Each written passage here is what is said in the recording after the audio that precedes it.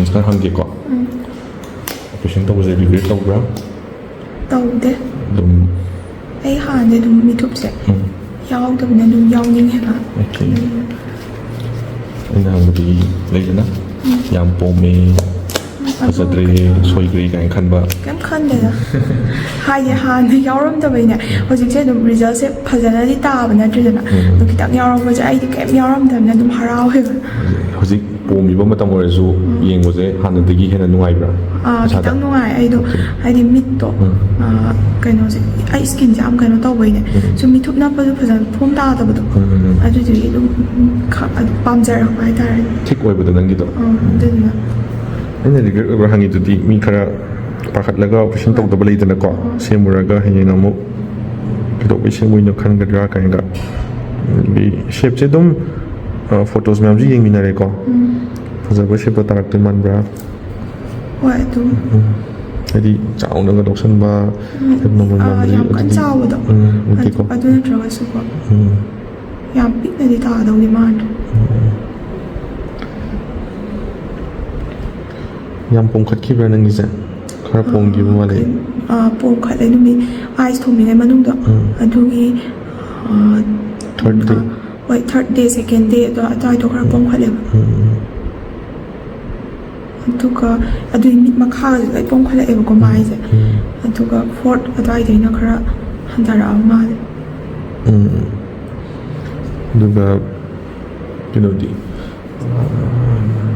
kokti wang leiba ngambra dum nga adu ai do ahim tumba de wang leiba ko adu ayu nu din na mu ai di tum da na ko ta tor le de adu ai tum ga ka da kai no nem thara ga na tem tha ba ne ta chep ka no na hai ba do adu khadum chepam ba dum ya ai ba ko chep ka no hai je ka chu pom khat pa di am kai te da ko si side ki phot pa je asi ma phom ji da stretch to adi friction do na but aina di nangi thoina asi je nang kup na nang am phot je thoina asi je nang chep pa zu theng ra zu problem thok ta na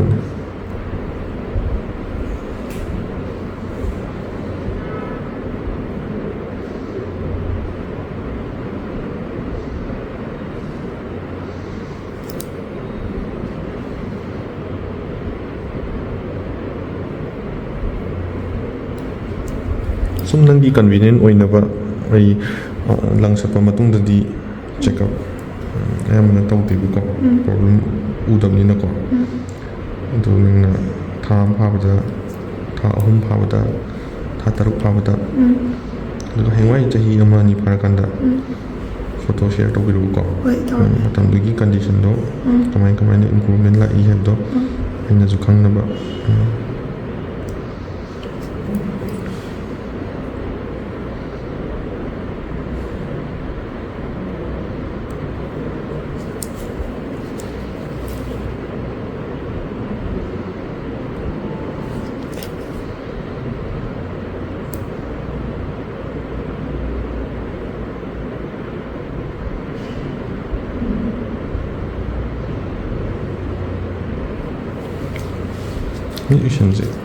Ishanze so nang di lu karak si taw bali na ishalo close to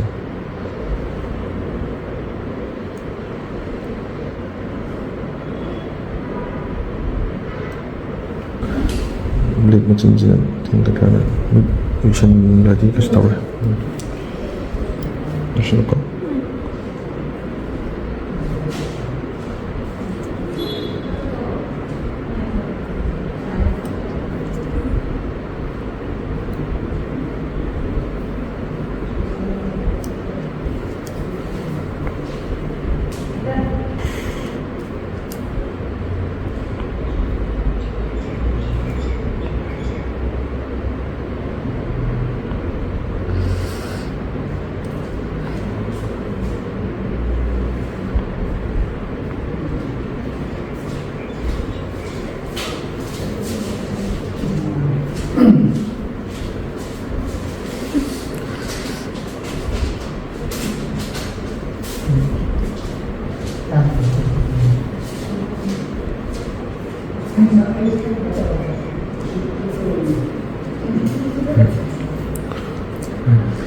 Mít pango. Pura pango. Rồi nang yeng hoi nau rim ni na ko. Mít pang pasan pango. Pango. Sida uring du main tawam le je. Lang ki si phom bai ne ba. Asi ki mo pham je. ꯑꯁꯤꯁꯦ ꯍꯥꯒꯠꯆꯕꯩ ꯇꯥꯏꯞꯇ ꯇꯧꯔꯛꯑꯦ ꯁ꯭ꯋꯥꯏꯒꯤ ꯃꯤꯠꯂꯨꯒꯤ ꯀꯩꯅꯣꯁꯦ ꯌꯥꯏ ꯐꯒꯅꯤ ꯑꯗꯨꯒ ꯍꯧꯖꯤꯛꯅ ꯃꯌꯥꯏ ꯋꯥꯏꯁꯦ ꯄꯣꯝꯕ ꯍꯦꯟꯕꯒꯤꯅꯦ ꯑꯁꯤꯅ ꯄꯨꯁ ꯇꯧꯕ ꯍꯦꯟꯕꯅꯤꯅ ꯏꯅꯔ ꯀꯣꯔꯅꯔꯁꯦ ꯇꯥꯏꯠ ꯑꯣꯏꯅ ꯎꯏꯌꯦꯕꯀꯣ ꯃꯤꯠ ꯄꯥꯡꯉꯣ ꯍꯌꯦꯡ ꯃꯤꯠ ꯄꯥꯡꯉꯣ ꯐꯖꯅ ꯄꯥꯡꯉꯣ ꯍꯌꯦꯡ ꯍꯟꯊꯔꯀꯥꯟꯗ ꯑꯁꯤꯒꯤ ꯇꯥꯏꯞꯇ ꯂꯥꯛꯀꯅꯤ ꯍꯣꯔꯦꯟ ꯎꯠꯀꯦ ꯅꯉꯣꯟꯗ ꯚꯤꯗꯤꯑꯣ ꯑꯩꯅ ꯅꯝꯃꯤꯁꯦꯀꯣ ꯁꯤꯗ ꯄꯨꯁ ꯇꯧꯕ ꯍꯦꯟꯕꯒꯤ ꯁꯤꯗ ꯇꯥꯏꯠ ꯁ꯭ꯀꯤꯟ ꯂꯩꯕ ꯃꯥꯜꯂꯦ ꯑꯗꯣ ꯁꯤꯁꯦ ꯈꯔ ꯁꯨꯃꯥꯏꯅ ꯈꯤꯇꯪ ꯐꯔꯛꯀꯅꯤ ꯃꯤꯠ ꯄꯥꯡꯉꯣ ꯁꯨꯃꯥꯏꯅ ꯈꯔ ꯐꯔꯛꯀꯅꯤ